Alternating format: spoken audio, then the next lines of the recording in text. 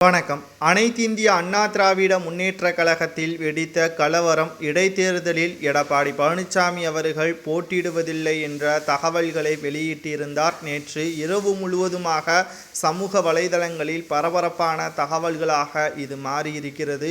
போருக்கு செல்வதற்கு முன்பாகவே தோல்வியே எடப்பாடி ஒத்துக்கொண்டு விட்டாரா?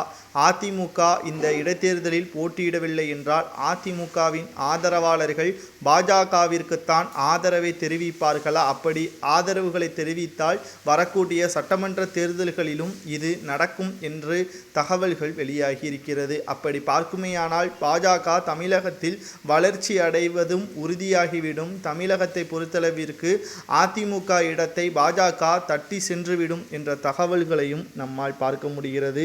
எடப்பாடி பழனிசாமி அவர்கள் செய்த மிகப்பெரிய ஒரு நம்பிக்கை துரோகமாகத்தான் இதை பார்க்க முடிகிறது. கிட்டத்தட்ட எடப்பாடி பழனிசாமி அவர்கள் இடைத்தேர்தலில் வெற்றியோ தோல்வியோ அதிமுக களத்தில் முதல் ஆளாக இருக்க வேண்டும் என்பதுதான் அனைவரது ஆசையும் அனைவரது விருப்பமும். வரலாற்றிலேயே, ஏன் அதிமுக அரசியல் வரலாற்றிலேயே இப்படிப்பட்ட ஒரு அறிவிப்பை எந்த ஒரு தலைவரும் வெளியிட்டு இருக்க மாட்டார்கள்.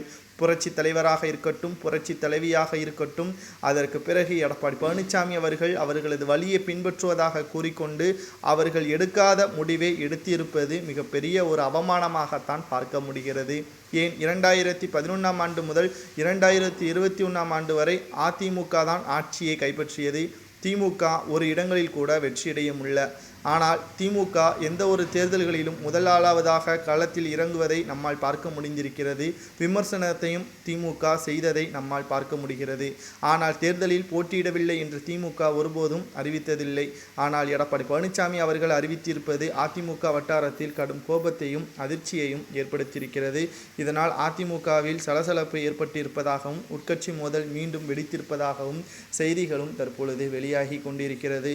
இதனால் அதிமுக அரசியல் வட்டாரத்தில் எடப்பாடி பழனிசாமி மீது இருக்கக்கூடிய கோபம் மீண்டும் அதிகமாகி இருப்பதாகவும் இது மிக மிக முட்டாள்தனமான செயலாகத்தான் பார்க்கப்படுவதாக செய்திகளையும் நம்மால் பார்க்க முடிகிறது. எடப்பாடி பழனிசாமி அவர்கள் செய்த இத்தகைய தவறு மீண்டும் அதிமுகவில் மிகப்பெரிய ஒரு மாற்றத்தை உண்டாக்கும் என்ற தகவல்களும் வெளியாகி இருக்கிறது.